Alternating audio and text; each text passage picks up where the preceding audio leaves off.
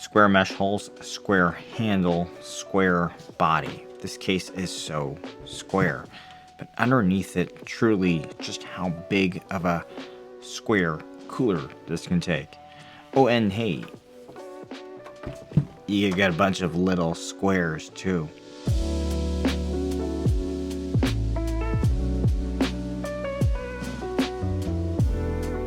Welcome to Machines More. So 3 numbers that you need to know about this case: 172, 16.7, 70.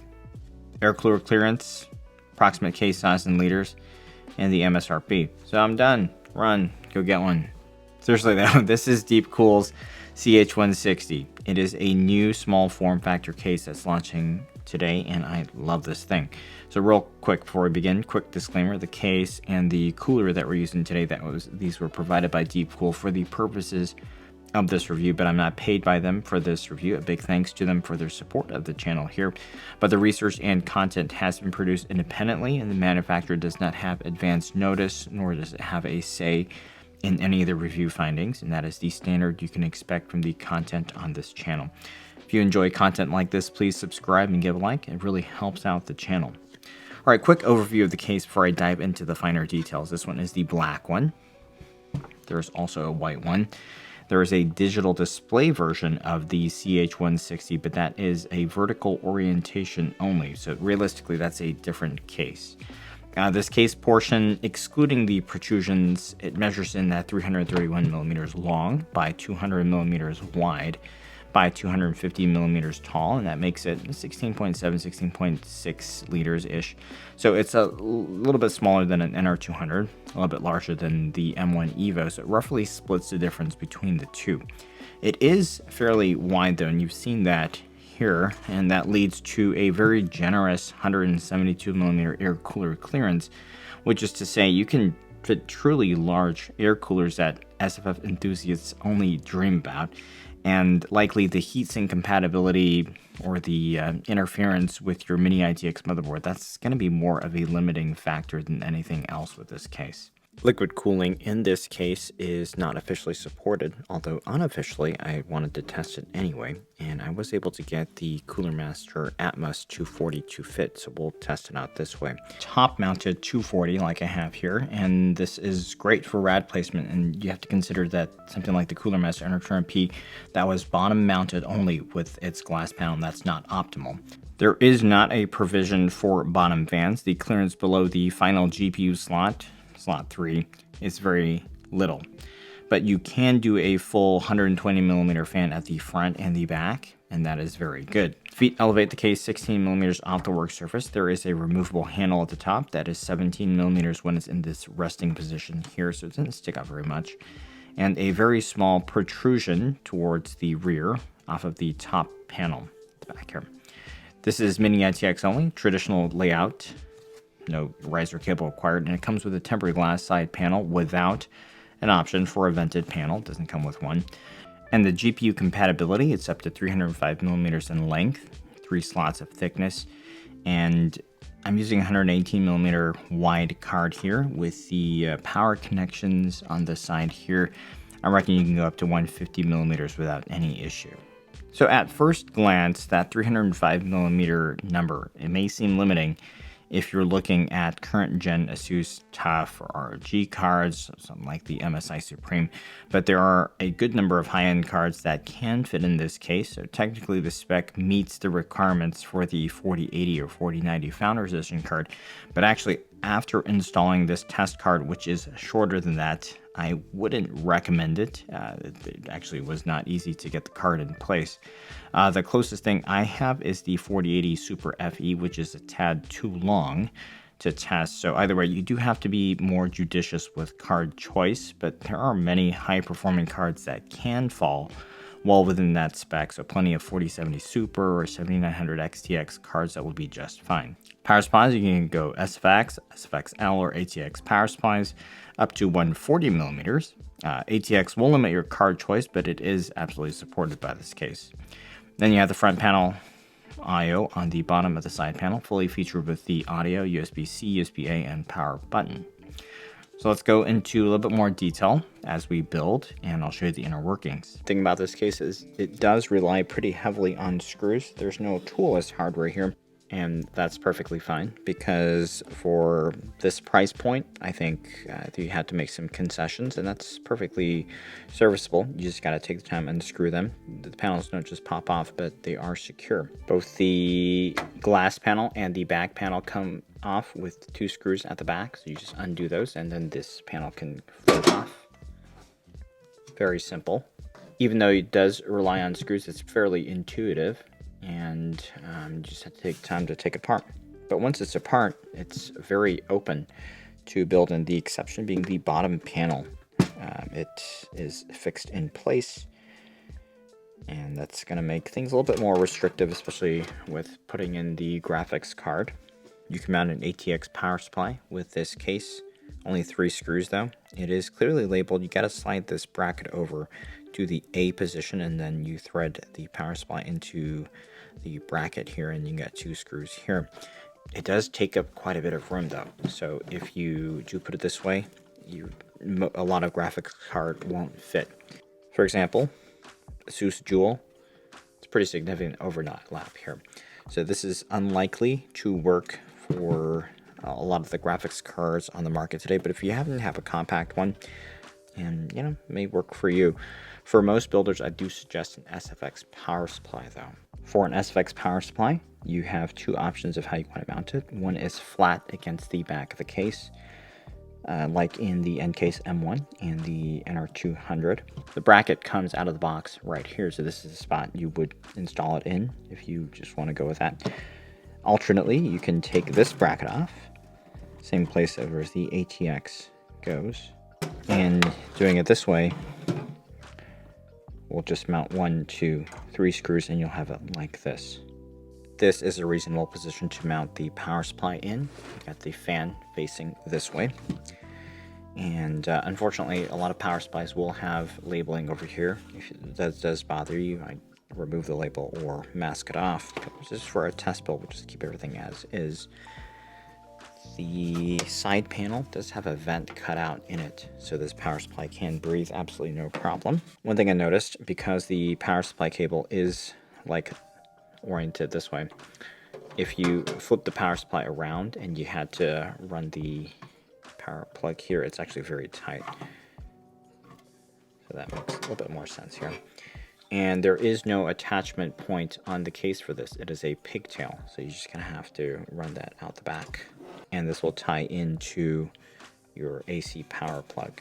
That's how it will run. One thing you can do with the pigtail cable is there are zip tie points here, and you can secure it like this. But the little bit odd thing about that is then you have this piece kind of hanging out in no man's land near the GPU. So that is an option. I don't know too many of you are going to use that. Personally, I would just let it dangle, because if you have an AC cable that say it's mounted up here anyway, it's going to have to dangle down anyway. So whether it's got the square piece closer to your desk or up here, I don't think it's a big material difference there.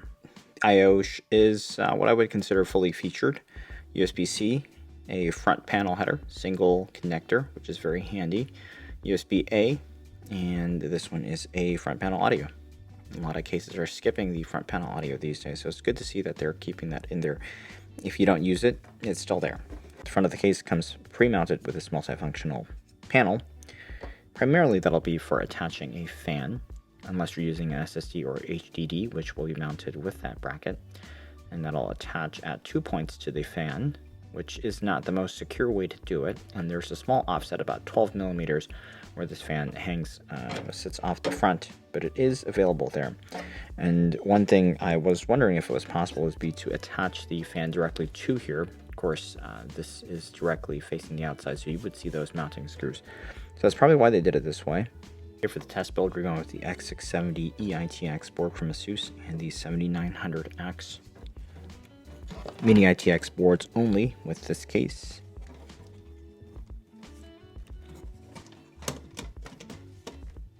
And that'll mount up right there. Okay, traditional layout. One thing that's quite elegant about the back of the case is that there's this recess where the motherboard sits in, so everything is inset. Same thing with the graphics card, so you don't have those protrusions off the back like you see with a lot of ITX cases. One thing that isn't as elegant, that I would have preferred a better solution for this case, is that there are a lot of front panel I/O cables in terms of the length. They're just really long for how short this run would be from the side panel to here to the motherboard, and there's no tie down points at the front or under the panel here, so it does tend to be kind of messy, and so I think users will want to watch out for that, and that is a point of improvement with this case. The radiator mounts with these rails at the top that also serve as supporting structural members, so without these at the top, the case would move a little bit more freely this way. The concern here is because the height of the case doesn't allow for the radiator and fans to clear the motherboard, or namely here it's the pump head, pump block completely, so the rad fans do bump up against the pump block. This one, the Atmos, is 53.5 millimeters. The other thing that you should be aware of is the rad length. Okay, so this one's about 276 millimeters long, and that's right around where you want to be. You would try to get a shorter one, and if you want to have both fans, you're somewhat subject to the offset between, at the ends of the rads to kind of slide it exactly in place between the two fans. I was able to get it to fit in place. It's very tight, so I can see that maybe one concern why it's not officially listed as a compatible thing. 120, I don't see why that would be an issue either. But one thing you may want to do is go with an AIO if you want to try it out. Go with one that's less than, I'd say about 50 millimeters would be safe for the pump head here. This one is, like I said, 53.5. It's probably just 2 millimeters shy of clearing it completely, but I am able to fit it in place. So, but as you'll see, there's not a compelling reason to liquid cool this case because air cooling is very elegant in this case. All this, I've got the front fan, rear fan, two T30s here. I'm just gonna put in the graphics card, and that one we can close up the build here. It is a little bit difficult to get this card in, just because now the front I/O cables are kind of in the way, and so we got to shift them over, and this card is a little bit on the long side. I mean, it doesn't exceed the maximum length here. Okay, the way I got it in was I had to use the screwdriver to shift those front I/O cables over and then kind of massage the card into place, but it is in, and so I'm just gonna screw down on the top panel. If you flip it over, see, I remove these screws here just to give you an idea. You can remove this handle. This is not mandatory. And so we'll have to close the top panel first.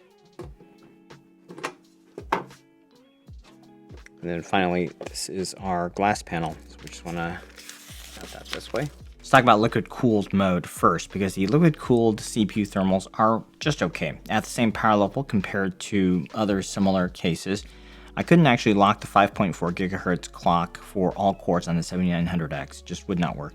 So it is a little bit weaker. Now it can run at 5.35 gigahertz at the same voltage, which results in a similar package power. But the temps are high, and that's why the higher clock doesn't work. If you flip the rad fans here to intake from the top, that would result in better thermals, but that will be at the expense of GPU thermals in a combined scenario.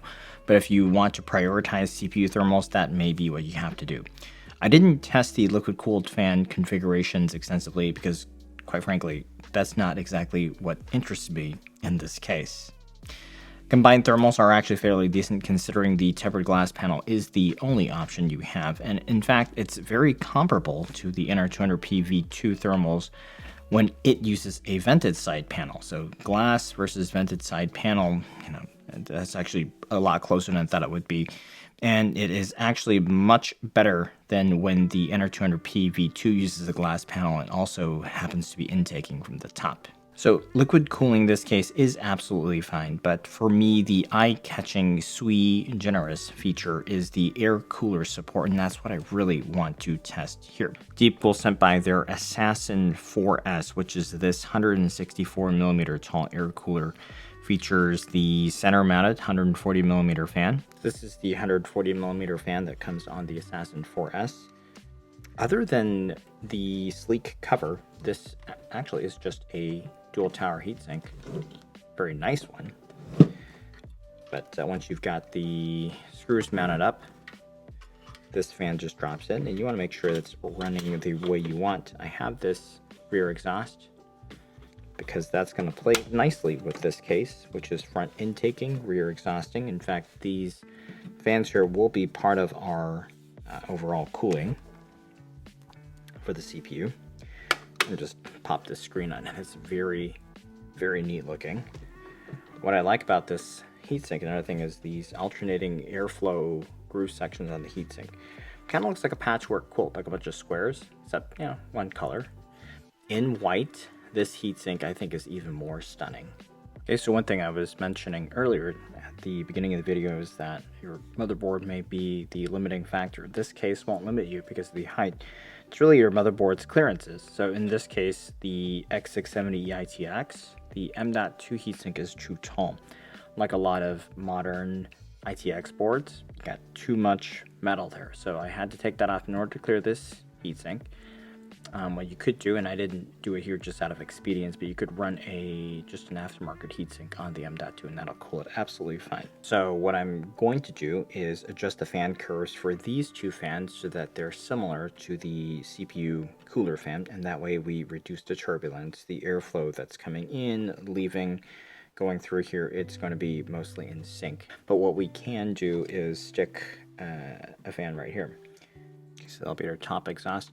Airflow is very natural here. You have this front intake and it goes through the cooler and it goes out the back. It's very streamlined. Because the air cooler is integrated into the airflow design, the CPU only scenario actually ends up working better than the liquid cooled solution, which, by the way, the Atmos 240 with two Fantex T30s is a serious liquid cooling combo. At equivalent system noise, which with the 240, we have the same number of fans in the system. So the CPU cooler fan here gets to run at 1450 RPM, and the two case-attached cooler fans, they're pseudo cooler fans, running at 1600 RPM. The CPU was able to hold a 5.4 gigahertz clock, and perhaps more fair comparison is against the glass panel intertoner PV2. So you can see the thermals are similar here. For the combined system temps, the GPU temps aren't as strong. The CPU temps are a little bit better. I'd say gaming thermals here are comparable to its peers.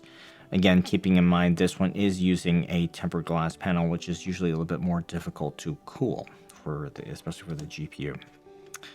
Okay, pros of the case. I feel like DeepCool hit the nail on the head with the case dimensions and the layout. Rather than attempt to capture the upper echelon of large GPUs, they aimed this one for the bulk of the market, and then they spent their volume on the width here. And they integrated this air cooler into the front to back airflow design, and that provides for serious air cooler capability. You know, this thing is like a tower air cooler king. And I really can't wait to test out the next gen Noctua D15 in here. And most likely this case won't have any problem with the height. 172 millimeters is a lot.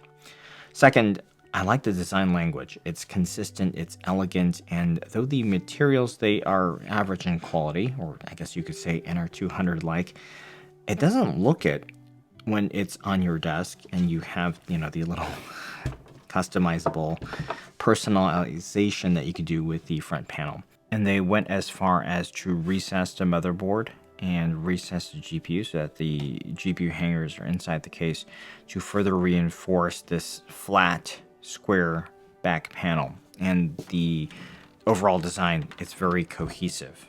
Also, because of the very good thermal performance with the air cooler, the tempered glass panel, it's not a big penalty to CPU temps. And I think many of you will like that. And I gotta say, there is something very satisfying about looking into this particular build with this cooler. It just has a really cool design. I like this handle. It's actually very convenient, and it's nice that it's removable. The supporting of the ATX power supply is useful, although limited because of the GPU length requirement there. But it's nice thing that they built in a way so that you can choose which type of power supply that you want to use in here. So some downsides and points of improvement. That this case doesn't support some of the bigger cards on the market may come as a disappointment to some, but realistically there are many SFF cases that already support those longer cards, and if that is what you are after, that's, there's something there for you, but truly nothing exactly like this for air cooling in the SFF space. One thing I would have preferred is more secure mounting for this front fan. It's just only 2 points here, maybe even some flexibility, since realistically it should be able to go anywhere behind the mesh panel, but we are limited to the fixed position here. And I think it would really be neat if they could even integrate some square shaped mounts that match the color of the panels, and that way you can conceal the mounting points at the front even if the mounting itself has to be exposed. If you are using this multi-function bracket for a fan, you can't use it for an SSD or an HDD. So if you are mounting 2.5 inch or 3.5 inch drives in this case, just take note, there are a limited number of mounting options available for that, although there's plenty of space, so you can definitely just figure something out with some alternate attachment method. But that's a potential point of improvement, maybe a few more of these brackets. So another improvement opportunity that I mentioned earlier, I think they could be a little bit tighter on the front panel I/O cable lengths, and then add in a little bit better management method that would help, because I think the cables are too long here. One aspect that is more inconvenient is the non-toolless panels. You got to use a screwdriver for it, although that does likely help drive the price point. It actually leads to a very solid feeling case. Nothing is loose or flimsy. Their price point may have also driven the choice to omit the vented side panel as an inclusion, although if that is an available SKU or option down the line, I think that would be a good consideration for the general audience here. Some of you may not like this pigtail arrangement for the power cord. It doesn't bother me too much, but I can see if it's dangling out the back, you might not like that. At the end of the day, the cable is going to have to go out this way anyway, right? Whether it's the one going to the wall or the one coming from the case. There is sort of a point right around here where the Sliger S620 mounts it. This part is viable as well, depending on your card width. So they could have potentially placed a point here, but so this is just something to be aware of, not necessarily a downside per se. And finally, I would have preferred having some fan mounting points at the bottom, even if they don't get used, because with a suitable 2-slot card here, the bottom fans can be a viable placement for sure, and that can aid with the card temps. My recommendation to build this one up, it's going to be more on the GPU side, because for the CPU choice, it really can run the gamut from entry-level CPU to higher-end CPU, because if you want to run a 7900X, 7950X, just go for it. These cooler fans, with this cooler, it's not even maxed out yet, so there's plenty of headroom. Because you are limited to graphics card cooler size, I think 4070 Super on the Team Green side is appropriate. Less than that is fine, of course. 4070 Super, these are all great cards. This one here is the Asus Dual, the 4070 Super. Then I'm going to be running in the next build iteration, next build video for this case. And this is a solid card here. Radeon cards are also a good choice, like the one I have installed in here right now. Properly sized 7900 XT, XTX is also going to be great. Cooling wise, I'm really impressed with this combo, so heck, get this one with the Assassin 4S. This is an $80 cooler, and there is really no need for the hassle of an AIO in this case. This one works so well. I don't know if DeepCool is doing it or if they're going to do it, but if not, they need to bundle this case with the Assassin 4S, since this is a really good match. Two good cooling friends on a warm summer day. So to sum up this case here, it's really good. I love it. It's excellent for air cooling enthusiasts, perfectly suitable for water cooling. It's really good for those of you that just like to peek into the case, and the $70 MSRP is just the icing on the cake. Now, didn't come with any fans or anything, but that's still a really good price, right? Is this the most polished feeling case in terms of the finish quality? No. Is it the most user-friendly or convenient? No. But I have to say, this altogether is a lot closer to what the NR200P V2 should have been compared to how it turned out. Plus this one's smaller, it's more budget friendly, and I think a lot of case manufacturers in the SFF space can learn a thing or two about complete design here from this case. All in all, it's a very balanced, convenient, elegant, and it's a compact square machine. So the launch is today. I am told Newegg will have it first, and then some of the other online retailers like Amazon in early May. So do look for the links here. I hope you enjoyed this review. There's going to be build videos to come with this one. So please give a like, subscribe to stay connected on that content. Thank you for your support, and big thanks for watching today.